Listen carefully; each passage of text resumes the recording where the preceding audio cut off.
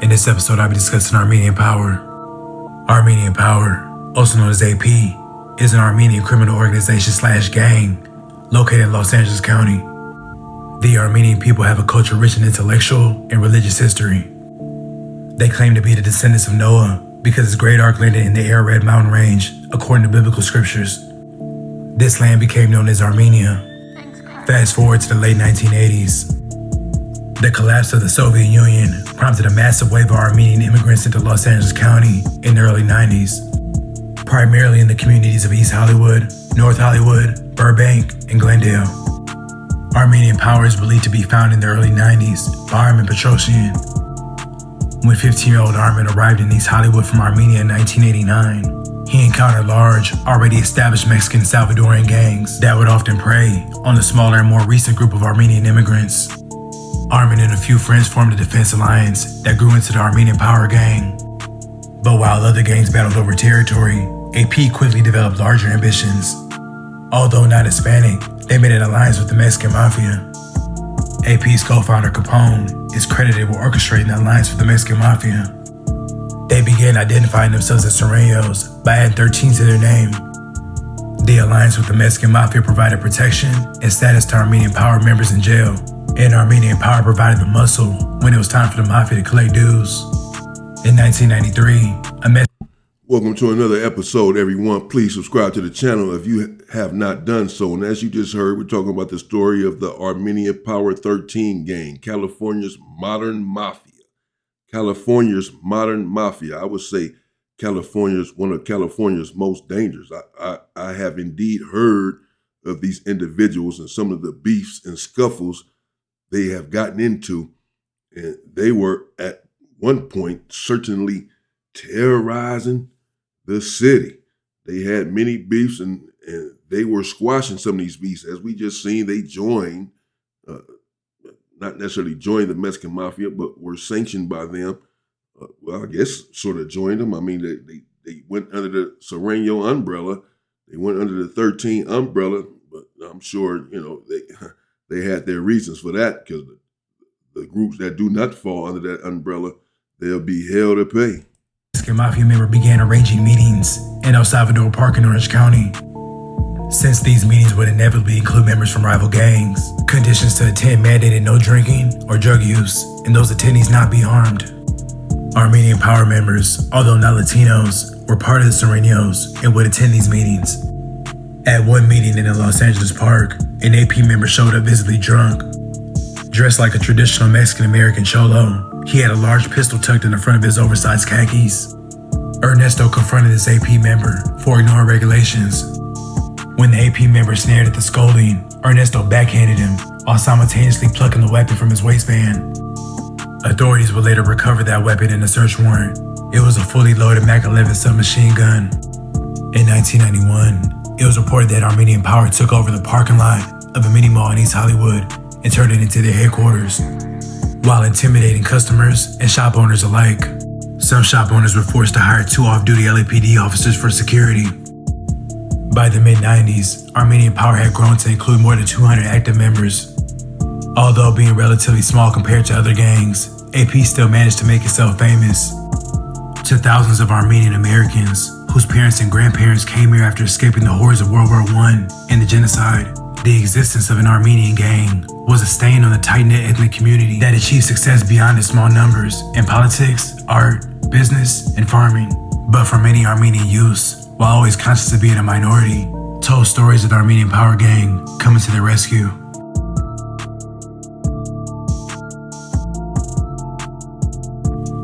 She recalled an incident in 1995 when a large group of Salvadorian students and a smaller group of Armenian Americans got into a heated argument over a trivial matter.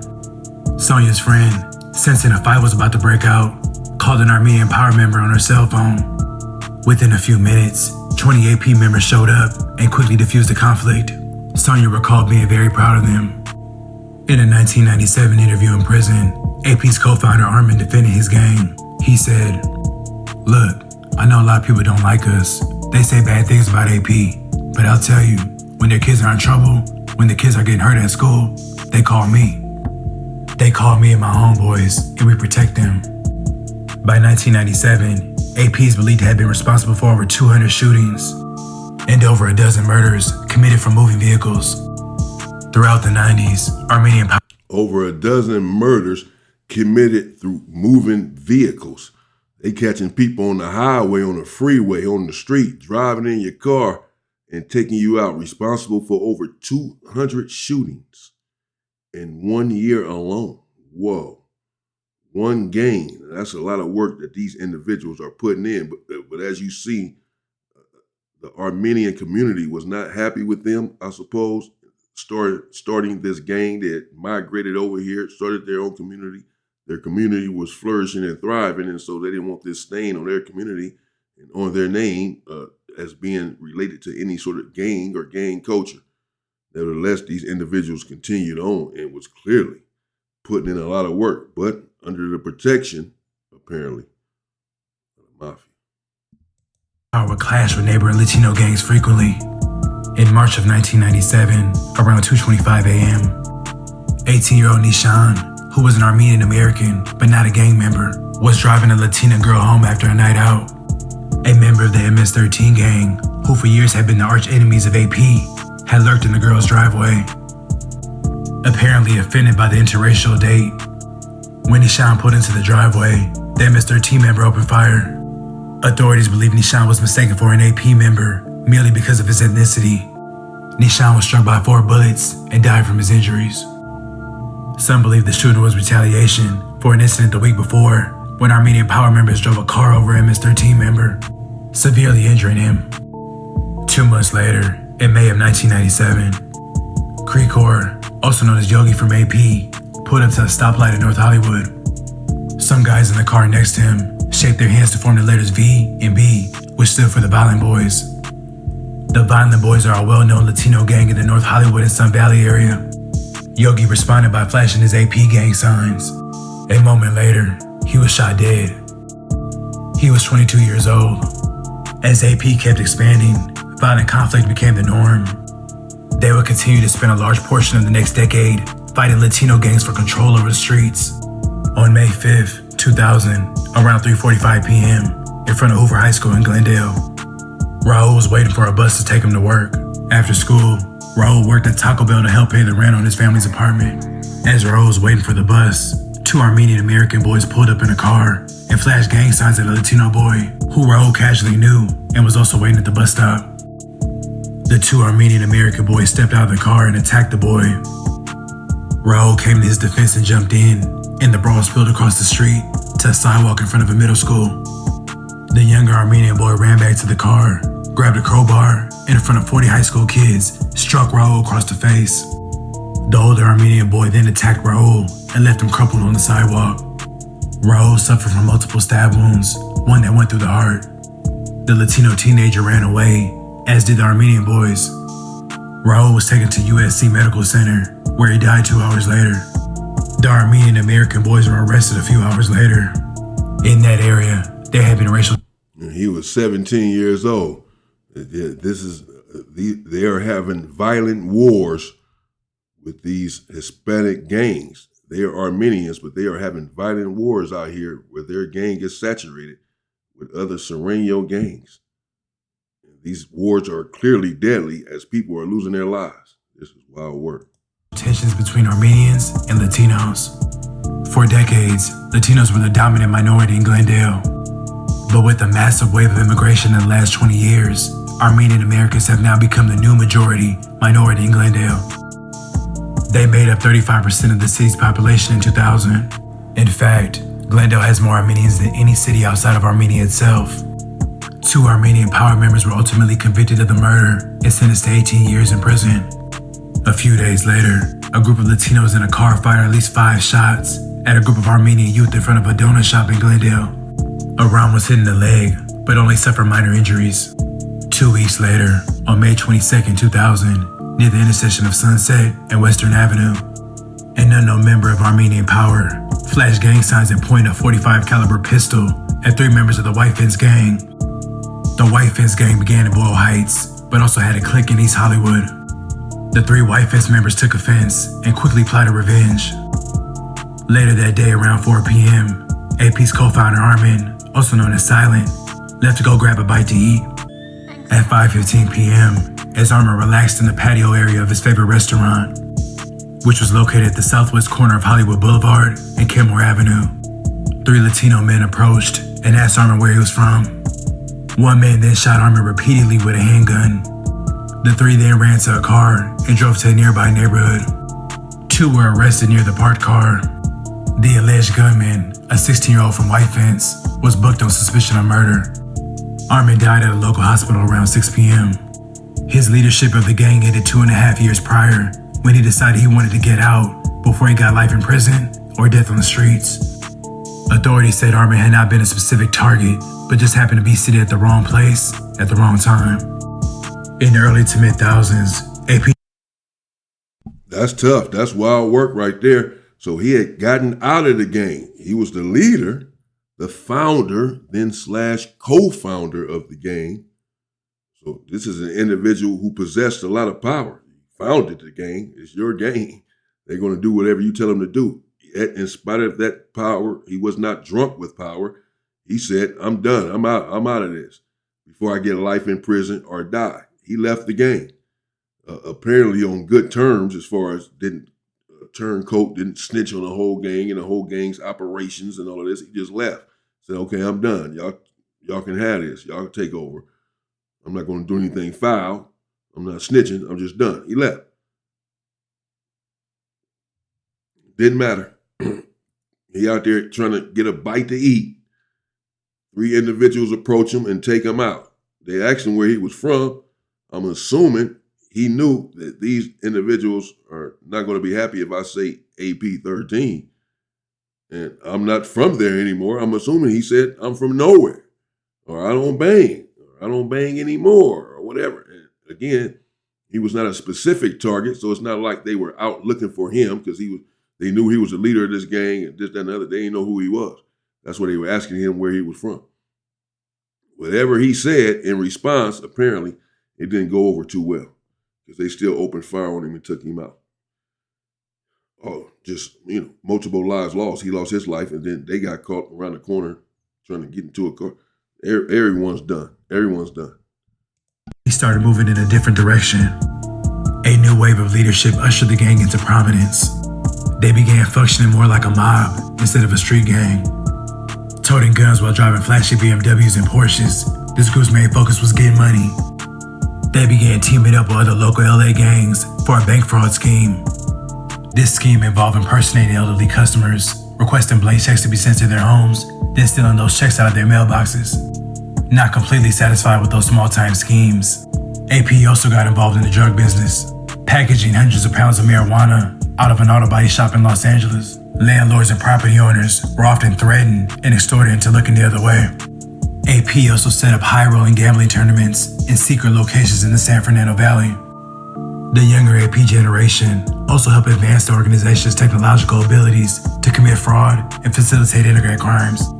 This included various credit card skimming crimes, where gang members would collect credit card numbers from unsuspecting store customers and gas station pumps. At least they turned from just outright destruction and killing, even though I'm sure they're still having these beefs and these deadly beefs and wars that we have seen them partaking in with these different Hispanic gangs. Nevertheless, they started getting into more money, but even though it was illegal, scamming and such, but at least they started focusing on money instead of killing. But there are other ways to get money other than the way that they were doing it as well. Scheme, AP members would visit various branches of the 99-cent store in Southern California. They would then distract the cashiers while simultaneously installing a card skimming device at the register. They would then return a few weeks later, collect the equipment, and then use the information to create counterfeit credit cards. Authorities say AP stole $2 million from 99-cent customers alone. AP was willing to commit any crime for profit and to use any means of violence and intimidation to further their goals. When people didn't pay up or play along with their schemes, AP members would routinely kidnap, threaten, and beat people into submission. Kidnap, threaten, and beat people into submission, I'm sure he's about to say. Yeah, so they are still an extremely violent gang. But my goodness, can you imagine? You just going in a 99-cent store, that's what they had right there. and you using your credit card, your debit card, or whatever to purchase some items. And then these individuals are coming back siphoning all of your money off of your card. Somehow they've been able to get into the machine and get your information and suck you dry. My goodness, man. These some cold dudes, but the violence of it all. Sometimes you had these smaller gangs. They said in the 90s or whatever, they got up to 200 individuals. That's still a smaller gang by certain standards, but it doesn't take a big gang to put yourself on the map and have individuals in fear of you. In 2009, through existing wiretaps, the FBI learned of a kidnapping in progress by AP associates. The target was Sandro Carmian. It was the second time AP had kidnapped Sandro. Sandro's business involved shipping cars out the country, and he also owned a cafe. During Sandro's first abduction, his family in LA quietly paid $50,000 for his return. They then decided to kidnap him again, since he was sort of a patsy. He couldn't do anything against him, and he had no way to protect himself. One early morning in July 2009, Sandro was again snatched, this time from a parking garage at Van Nuys. When his captors approached, he took off running, only to be accidentally shot by a friend who was with him. The AP members grabbed the severely injured Sandro and threw him in a van and took off. For nearly 5 days, he was moved from stash house to stash house as the kidnappers used his debit card to withdraw money from ATMs across Southern California. But his friend's accidental gunshot had torn through Sandro's abdomen, causing severe internal bleeding. When the FBI tracked Sandro to a marijuana grow house in Mira Loma, they found him in agony, blindfolded on an air mattress with a pit bull standing guard over him. Sandro was rushed to surgery. What happened next was something like out of a horror movie. He was hospitalized for nearly a month, undergoing multiple surgeries. His kidnappers each got 15 to 30 years in prison. On April 3rd, 2010 at around 4 p.m., narcissists and fellow members of the AP gang gathered at a Mediterranean restaurant to celebrate the life of a friend who was killed in a 2009 car accident. During that celebration, narcissists became involved in a dispute with several fellow gang members. Tired of being the gang's flunky, narcissist went back to his car to retrieve a gun. He then returned back to the restaurant and opened fire on the group, letting off at least 17 shots. 4 Armenian Americans died from the shooting. There were only 2 surviving victims. One lost an eye, and the other has a bullet lodged 2 inches from his spine. In 2016, narcissist was convicted of multiple murders, including 2 counts of attempted voluntary manslaughter. Barely escaping the death penalty, he was sentenced to life in prison. In 2011, after years of surveillance and wiretaps, 90 Armenian Power members and associates were federally indicted under what? Man, he was really sick of being a patsy or the gang's flunky. Apparently, this is his gang, and he out there arguing with a few of his members, a few of the gang members, and went to his car. He had to have had something. It was not a handgun. If he killed 4 people, took one person's eye out, and hit another person 2 inches away from his spine, he's nearly paralyzed, if not paralyzed. This guy went berserk. I'm assuming he had something beefy. He had some type of chopper or something. He went there and unloaded a stick out of his car and came back and started chopping stuff down. He was upset. Whatever the argument was, whatever had happened there, where these individuals were probably telling him to get up out of here, you ain't nothing, you coward, whatever. They said something happened to where he just lost it, apparently. But this is it. This is how it happens. This is how your life ends as it relates to gang culture. It never fails. This is exactly how it happens, man. One way or another.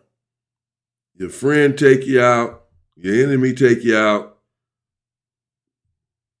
You're going to get taken out. It was called Operation Power Outage. The list of their alias names is long and includes such names as Thickneck, Stomper, Gunna, Menace, and Casper. One of the few females involved goes by Sugar. On the morning of October 28th, 2019, employees were cleaning up AP gang graffiti that said, "Pay me $100,000" from outside the walls of the Royal Fresh Market in North Hollywood. Shortly after 8:30 a.m., as the employees were outside, a group of armed AP gang members arrived. The market's owner also had 2 weapons of his own. A gun battle then erupted between the market's owner and the AP gang members. Dozens of rounds were exchanged that struck several cars and left the parking lot littered with shell casings. Witnesses reported seeing one fleeing gunman limping, appearing to be shot. Members of the Armenian power gang had been trying for weeks to extort the market's owner. AP13 is still active, but in present time, AP has more of a mafia-type presence and are involved in more white-collar crimes compared to street crimes, thus making them less visible than most gangs in Los Angeles. I'd like to thank you guys for watching. Okay, so they have at least adjusted then. They're not out there committing certain crimes. They're not out there with the gang violence per se as they apparently was at first, getting into all of these different Hispanic gangs. Okay, there you have it. Let me know what you think in the comments. Armenian 13, one of California's most wanted, one of California's most dangerous gangs. As we just seen, they were indeed involved in some heavy beefs, but apparently have went a different route as a whole, generally speaking, and are at least not as violent in the streets, which is what we all want and need and can hope for. Don't be that violent in the street.